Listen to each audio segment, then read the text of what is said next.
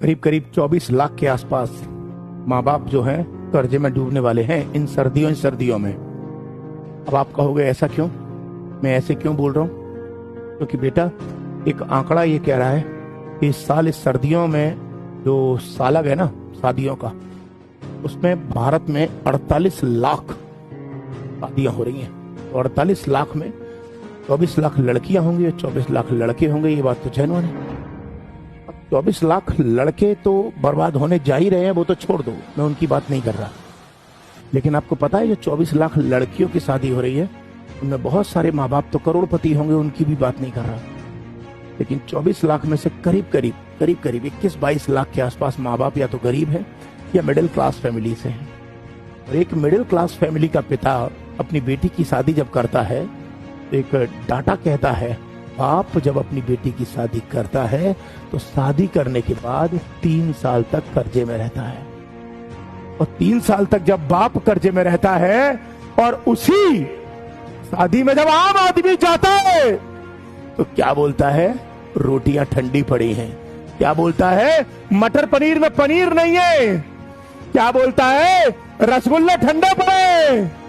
क्या बोलता है कि शादी में इंतजाम अच्छा नहीं है। एक बाप अपनी बेटी की शादी करने के लिए अपनी खून पसीने की कमाई 10-10, 15-15 साल जो उसने कमाई है वो लगा देता है। और तुम जब एक वक्त की रोटी खाते हो उसकी दावत में जाकर तो उसमें नुक्स निकालते हो। जब आपके घर में बेटी होगी और तुम मिडिल क्लास फैमिली या किसी गरीब क्लास परिवार से होगे, भगवान ना करे हो, तब पता चलेगा ये बाप अपनी बेटी की शादी कैसे करता है।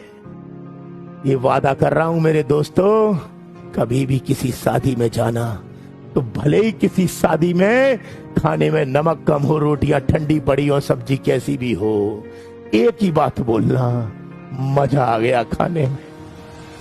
सच बोल रहा हूं, यही बोलना, मजा आ गया खाने में। क्यों? क्योंकि अगर तुमने ये बोला कि रोटियां ठंडी पड़ी है, सब्जी में नमक नहीं है, पनीर अच्छा नहीं है, और अगर ये लड़की के बाप ने सुन लिया ना तो मर जाएगा वो अंदर से।